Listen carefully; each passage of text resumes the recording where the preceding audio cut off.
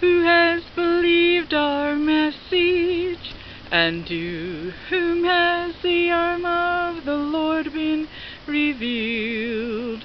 For he grew up before him like a tender shoot, and like a root out of parched ground.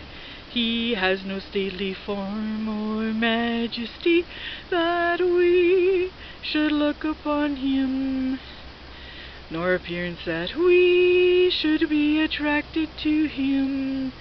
He was despised and forsaken of men, a man of sorrows and acquainted with grief.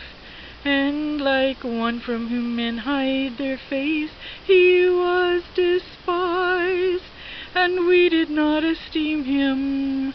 Surely our griefs he himself bore, and our sorrows he carried.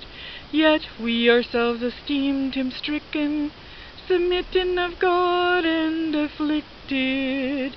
But he was pierced through for our transgressions, he was crushed for our iniquities. The chastening for our well-being fell upon him, and by his scourging we are healed.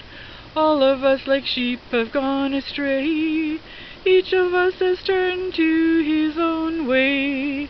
But the Lord has caused the iniquity of us all to fall on him, to fall on him. He was oppressed and he was afflicted, yet he did not open his mouth. Like a lamb that is led to slaughter, and like a sheep that is silent before its shearers, so he did not open his mouth. By oppression and judgment he was taken away.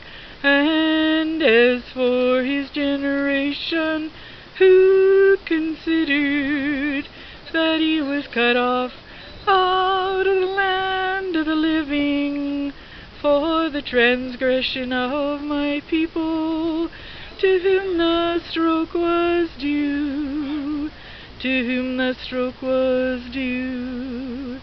His grave was assigned with wicked men, yet he was with the rich man in his death, because he had done no violence, nor was there any deceit in his mouth. But the Lord was pleased to crush him, putting him to grief. If he would render himself as a guilt offering, he will see his offspring, he will prolong his days, and the good pleasure of the Lord will prosper in his hand. As a result of the anguish of his soul, he will see it and be satisfied. By his knowledge, the righteous one, my servant, will justify the many, as he will bear their iniquities, as he will bear their iniquities. Therefore I will allot him a portion with the great, and he will divide the booty with the strong, because he poured out himself to death, and was numbered with the transgressors.